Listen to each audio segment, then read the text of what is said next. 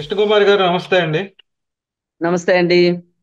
2014లో వెంకన్న సాక్షిగా ఆంధ్రప్రదేశ్కి కొన్ని వరాల జల్లు కురిపించారు మోడీ గారు. సరే అవి ఇచ్చారా లేదా పక్కన పెట్టండి. 2024లో ఏకంగా దక్షిణ భారతదేశానికే మోడీ గారు మళ్ళీ వరాల జల్లు కురిపించారు మేడం. దక్షిణ దక్షిణ భారతదేశానికి బుల్లెట్ రైలు, తూర్పు ఉత్తర ప్రాంతాలకు కూడా ఒక దేశం ఒకే ఎన్నిక నిర్వహిస్తాం. ఇంటింటికి నీరు, పైప్ లైన్లో గ్యాసు, మధ్యతరగతికి 3 కోట్ల పక్కా ఇళ్ళు, అన్నదాతలందరికీ డ్రోన్లు, 70 దాటిన వారికి 5 లక్షల ఉచిత వైద్యం, ముద్రా పరిమితి 20 లక్షలకు, ఉమ్మడి పౌరస్మృతి అమలు చేస్తాం, మరో 5 ఏళ్లు ఉచిత రేషన్ అందిస్తాం. బీజేపీ మేనిఫెస్టోలో హామీలు. పక్క పార్టీలనేమో ఉచితాలు, ఫ్రీబీస్ అని ఎక్కిరిస్తున్న భారతీయ జనతా పార్టీ ఇవి కూడా ఒక రకంగా ఫ్రీబీస్ లానే ఉన్నాయి. మరి ఎలా చూడాలండి? ఇవి ఫ్రీ పీస్ కాదండి. మనం అర్థం చేసుకోవాలి నరేంద్ర మోడీని. వాళ్ళు వ్యక్తులకు ఇస్తున్నారు, వేరే పార్టీ వాళ్ళు వ్యక్తుల్ని విడివిడిగా విభజించి మోసం చేస్తున్నారు వాళ్ళు. ఇక్కడ దక్షిణ భారతదేశం మొత్తాన్ని ఒక కట్టకట్టి ఒక చాపలో చుట్టి అందరికి ఒకటే తారక మంత్రం వేస్తున్నాడు ఈయన. ఆ పార్టీలు వాళ్ళు తెలియక వ్యక్తి వ్యక్తికి చెప్తున్నారు, ఇట్లా చేస్తాం, అట్లా చేస్తాం, ఇది చేస్తాం, అది చేస్తాం అని. ఈయన నేను వ్యక్తులందరినీ ఎందుకులే అని చెప్పి ఈయన ఏం చేశాడంటే అందరికీ కలిపి మూకుమ్మడిగా అసలు దక్షిణాది రాష్ట్రాలు మొత్తాన్ని ఓ చాపలో చుట్టేసేసి అందరికీ ఒకటే. అదేదో పెళ్లిళ్ళలో మంత్రాలు ఉన్నాయి అనుకోండి, మంత్రాలు రానప్పుడు అన్నిటికి కలిపి ఒకటే మంత్రం ఉంటుంది. అట్లా ఈయన ఈ మంత్రం వేశాడని చెప్పుకోవటం తప్పితే వేరే ఏమీ లేదు. ఇప్పుడు ఇక్కడ మెయిన్ గా చూసుకుంటే వాళ్ళు నార్త్ లో వాళ్ళ పరిస్థితి అయిపోయింది. ఒక్కొక్క రాష్ట్రంలో వాళ్ళ పరిస్థితి బాగాలేదు. ఈ బాగాలేని పరిస్థితిలో సౌత్ లో అయినా, అంటే సౌత్ కి వీళ్ళు కొత్త ఒక రకంగా. ఇప్పుడు మామూలుగా ఉంటది కదా, కొత్తకు వింత పాతకు రోత అని. ఆ పరిస్థితుల్లో వీళ్ళు ఇక్కడ ఆ ఏముంది, ఇంకా ఈ వరాలు చల్లి ఇచ్చేసేసి ఆ ఇంకా పొలికట్టితోటి ఊడ్చుకోవటమే ఓట్లు. పాసి ఊడ్చినట్టు ఊడ్చుకోవడమే, శుభ్రం చేసేస్తారంట ఇక్కడికి వచ్చి వేసి మొత్తం. అసలు సౌత్ లో, నార్త్ లో నష్టపోయిందంతా సౌత్ లో తీసుకుంటారంట వాళ్ళు. నితిన్ గడ్కరీ అన్నాడు ఈ మాట. అంటే వాళ్ళు ఒప్పుకున్నట్లేగా నార్త్ లో వాళ్ళ పరిస్థితి అయిపోయిందని, బాగాలేదని.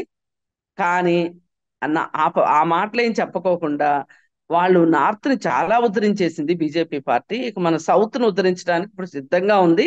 మనం దాన్ని అందిపుచ్చుకోవడమే ఆలస్యము అనే ఉద్దేశంలోకి ప్రజల్ని నడిపించాలనేది వాళ్ళ ఉద్దేశం. నేను ఒకటే అడుగుతున్నా, ఇప్పుడు ఈ చెప్పటానికంటే ముందు నీళ్లు మట్టి తీసుకొని 2014లో నువ్వు రాజధాని శంకుస్థాపనకు వచ్చావు. అదొక్కటి చెయ్యి. 5 ఏళ్ళు ఎందుకు ఊరుకున్నావు? జగన్మోహన్ రెడ్డి ఏమీ చేయకపోతుంటే, పైగా 3 రాజధానులు అని పేల్తంటే నువ్వేం చేసావు అసలు? నువ్వు, నీకైతే హక్కు ఉంటది కదా, నువ్వు మాట్లాడొచ్చు కదా, ఎందుకు మాట్లాడలేదు? ఇప్పుడు అసలు పోలవరం మనం ఎందుకు కట్టుకున్నాం? 72% పని అయిపోయిన పోలవరాన్ని ఇవాళ అదే యథాతథ స్థితిని కొనసాగిస్తున్నారు మీరు అంటే, అంటే ఆ ప్రజలకి ఇంతకంటే ఇంకేం కావాలి? ఆ చుట్టుపక్కల వాళ్ళు నువ్వే 100 చెప్తే నమ్ముతారా? అమరావతి రైతులు చెప్తారు, నమ్ముతారా?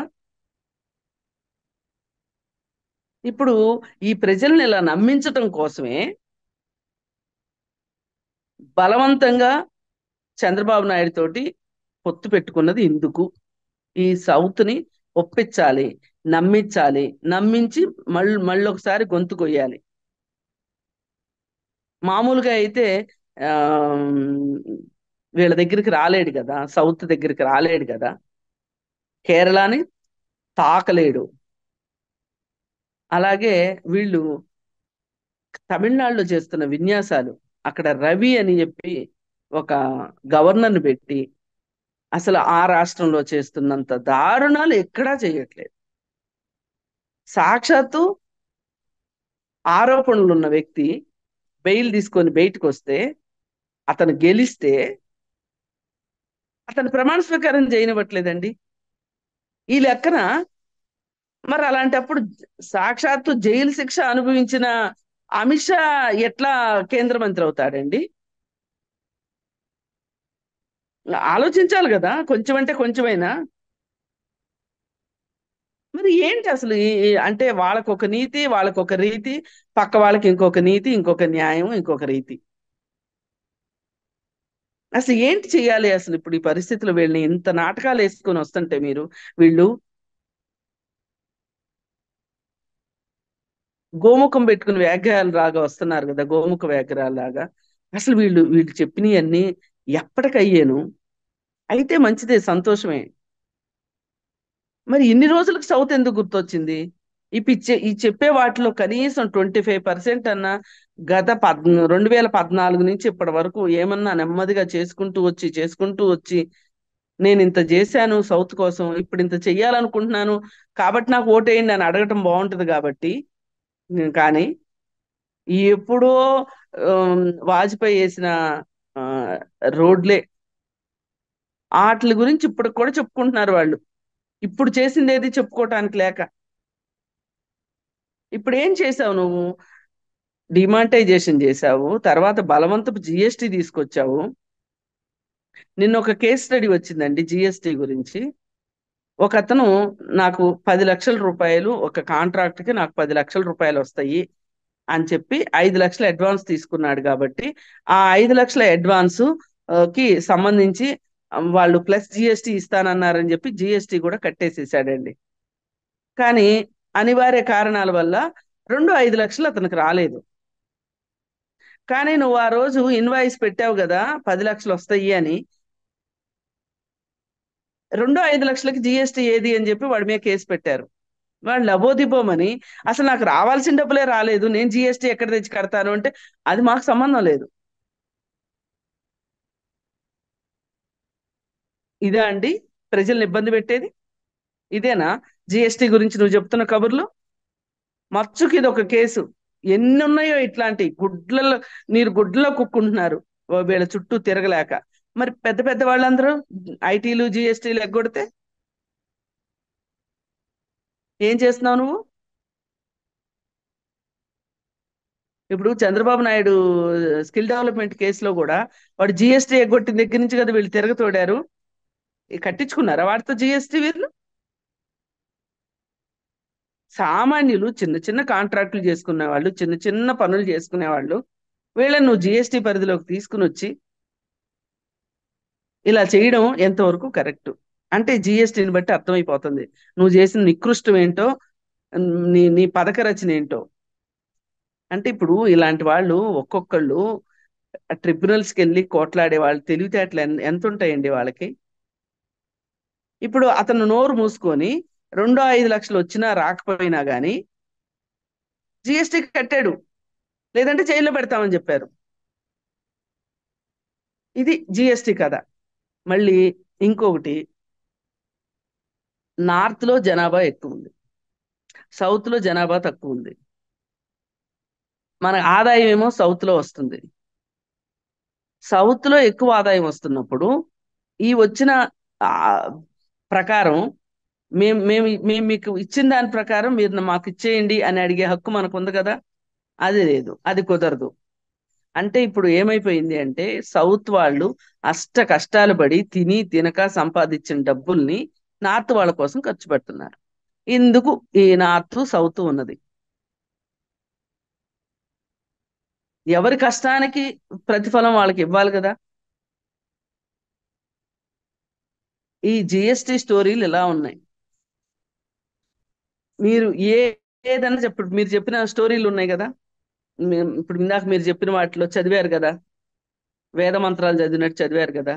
ఒక్కటన్నా చేస్తారని మీరు నమ్ముతున్నారా? లేదండి. నిజమే. నిజంగా అయితే లేదు. ఆ ఇప్పుడు ఇక్కడ వైజాగ్ స్టీల్ ప్లాంట్ గురించి మాట్లాడలే దీంట్లో. అవును. అది మీ ఆకాంక్ష కదా, మీరు అడుగుతున్నారు కదా, మీరు ఉద్యమాలు చేస్తున్నారు కదా. నేను వైజాగ్ స్టీల్ ప్లాంట్ అడగట్లేదు కదా అంటే జగన్మోహన్ రెడ్డి ఎక్కడ అడిగాడు అంటారు. అదేమంటే మీ అందరికీ ప్రతి జగన్మోహన్ రెడ్డి కదా. జగన్మోహన్ రెడ్డి ఏమన్నా మాకు ఆ, ఇది చెయ్యొద్దు అని చెప్పి ఏమన్నా పంపించాడా అని జగన్మోహన్ రెడ్డి మీదకి తోసేయడం.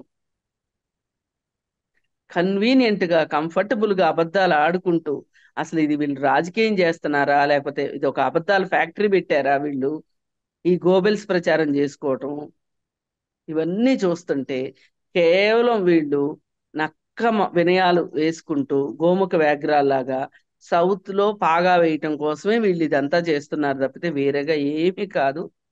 కాకపోతే ఇక్కడ మనం బాధపడాల్సింది ఏంటంటే మీరు నేను ఇంకొకరు కన్ఫరంటేషన్ చేయటం కాకుండా కాంగ్రెస్ పార్టీ ముందుకు రావాలి. అంటే నాకు ఇందాక మీరు అడిగినప్పుడు నాకు ఒకటి గుర్తుకొచ్చిందండి. వీళ్ళు యాక్చువల్ గా సాగరమాల ఉమ్, అన్నారు. సాగరమాల ప్రాజెక్ట్ సాగరమాల. అన్నారు. స్మార్ట్ ఉమ్, సిటీస్ అన్నారు. అలాగే ఉమ్, మళ్ళా మూడవది కలకత్తా నుంచి చెన్నై ఇండస్ట్రియల్ కారిడార్ అన్నారు. ఉమ్. అంటే ఇవన్నీ అరిచేతిలో వైకుంఠం కాదు, ఇంకేదో చూపించారు. అస్సలు కాదండి. సాగరమాల ప్రాజెక్టు అంటే నౌకాశ్రయాలన్నిటినీ అనుసంధానం చేస్తూ అవును. చేసేది కదా. అది చేయలేదని మీరు ఎందుకు అనుకుంటున్నారు? అది చేశారు వాళ్ళు. చేశారు కాబట్టే గుజరాత్కి గుజరాత్ లో నౌకాశ్రయంలో డ్రగ్స్ వస్తున్నాయి. అక్కడి అదే. నుంచి వైజాగ్ నౌకాశ్రయానికి వస్తున్నాయి. ఉమ్. అక్కడి నుంచి బందర్ పోర్టుకు వస్తున్నాయి. సాగర్ మాల్, మాల్ కాదు, మాల్ కాదనమాట, సాగర్ మాల్. మరి అనుసంధానం చేయలేదని మీరు ఎట్లా అంటారు? అంటే ఈ పోర్టులు మీకు పోర్టులాగా కనిపించట్లేదా? మళ్ళీ నెల్లూరు దగ్గర కృష్ణపట్నం పోర్టు. నాకు టెంపర్ సినిమాలో ప్రకాష్ రాజ్ డైలాగ్ గుర్తుకొస్తుందండి. ఏదో సముద్రంలోకి వెళ్ళారు కదా సరదాగా తీసుకొస్తారు ఏదో ఒకటి, దాని స్మగ్లింగ్ అంటారేంటి అని అమాయకంగా అడుగుతాడు. అలాగా సాగర్ మాల కాదు, సాగర్ మాల్. మోడీ కా కమాల్. సాగర్ సాగర్ మాల్ చేశారు. మరి మీకు ఇంకేం కావాలి చెప్పండి? ఉమ్. ఇది పరిస్థితి. అంటే మనము గ్రాస్ రూట్ లెవెల్కి వెళ్ళి పని చేస్తుంటే వాళ్ళ బాధలు, వాళ్ళ సాధక బాధకాలు, వాళ్ళ కష్టాలు మనకు అర్థమవుతాయండి. ఒక అమ్మాయి ఉమ్, ఒంటరి మహిళ 50,000 లోను కోసం వెళ్ళి తిరిగి తిరిగి తిరిగి నా ఆటో ఛార్జీలు వేస్ట్ అయినాయి అమ్మా అంటే, అంటే షేర్ ఆటోలో ఎక్కుతారు కదా, ఆ అమ్మాయికి నేను డబ్బులు ఇచ్చాను ఉమ్. అంటే ఐడియా ఇచ్చింది మనమే కదా. అంటే దుస్థితి చూడండి. అంటే ఇన్ని జరిగితే, అంటే ఇప్పుడు కనీసం ఒక్కళ్ళకన్నా న్యాయం జరిగితే నా దృష్టికి రాకుండా పోదు కదా. అవును. మేమే పంపిస్తుంటాం కదా వాళ్ళని. ఇప్పుడు పెన్షన్ల దగ్గర కూడా, ఇప్పుడు ఒంటరి మహిళ అన్నారనుకోండి, కేసు పెండింగ్ లో ఉందనుకోండి, విడాకుల కేసు, ఆమె ఒంటరి మహిళ అవదంట. ఉమ్. ఆమెకి ఆ ట్యాగ్ రావాలి. డే- ఆమె విడాకులు పొందిన మహిళ అనే ట్యాగ్ ఉంటే తప్పితేనే ఆవిడ ఒంటరి మహిళగా గుర్తిస్తారు. ఓకే. ఏదైనా ఒక కారణం చేత ఏదైనా ఒక కారణం చేత ఒక మహిళ పెళ్లి చేసుకోలేదనుకోండి, ఆమె ఒంటరి మహిళ కాదు. ఉమ్. ఇంకేంటండి, ఇంత చిన్న 3,000 పెన్షన్ కోసం ఒక మహిళ వచ్చింది అంటే ఎంత అవసరమైతే వస్తుంది చెప్పండి? ఎవరు వెళ్తారు 3,000 పెన్షన్ కోసం? కాకపోతే కొంతమంది పిల్లలున్నా, పిల్లల పరిస్థితులు బాగున్నా వెళుతున్న వాళ్ళు ఉన్నారు. నేనేమి అందరూ ఆ, నిజాయితీగా ఉన్నారని నేను చెప్పలేను. కానీ ఏది ఏమైనా ఒక్కటే మనం గుర్తుపెట్టుకోవాల్సింది ఇక్కడ, మొత్తం ఈ ప్రజల ఆశల్ని, ఆకాంక్షల్ని దృష్టిలో పెట్టుకుని వాటి మీద చెడు కూడా ఆడుతున్నారండి. మరి మనందరికైతే ఆ, ఆ, కావాల్సిందే కదా, ఇవన్నీ కావాలి కదా. ఈ ఈ ఈ ఆశలు, ఈ ఆకాంక్షలు సమంజసమైనయే కదా. మనం అడుగుతుంది ఏంటి? ఉండటానికి ఒక ఇల్లు. పైగా ఇప్పుడు వీళ్ళు ఏంటంటే ఇంకో ఆఖరిలో ఒక ముక్తాయింపు ఇచ్చాడు, మేము ఎన్ఆర్సీని అమలు చేసి తీరుతాము అని. ఉమ్. ఎవడడిగాడండి ఎన్ఆర్సీ? అదే. అసలు ఎవరు అడిగారు? ఏంటి అసలు దానివల్ల లాభం ఏంటి అసలు?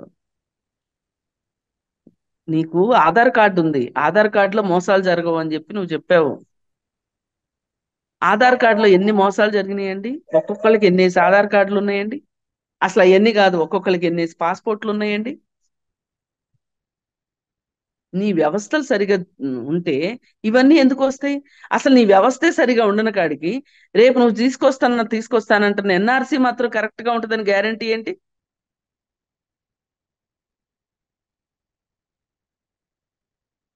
అందుకని ఏ రకంగా చూసినా ఇవన్నీ కూడా మనల్ని అందరినీ, ప్రజల్ని పిచ్చోళం చేసి తాయిలాలు ఇస్తామని చెప్పి, ఇప్పుడు చెట్టు మీద పండు ఉంది కోసిస్తానని చెప్తాడు, వాళ్ళు కోసివ్వరు, మనం అందుకోలేము. పండు అట్లానే ఉంటుంది. ఈ ఎన్నికల హామీలు కూడా ఇట్లాంటివే. వీటిని ఇంతకంటే గొప్పగా అభివర్ణించడం నాకైతే రావట్లేదు.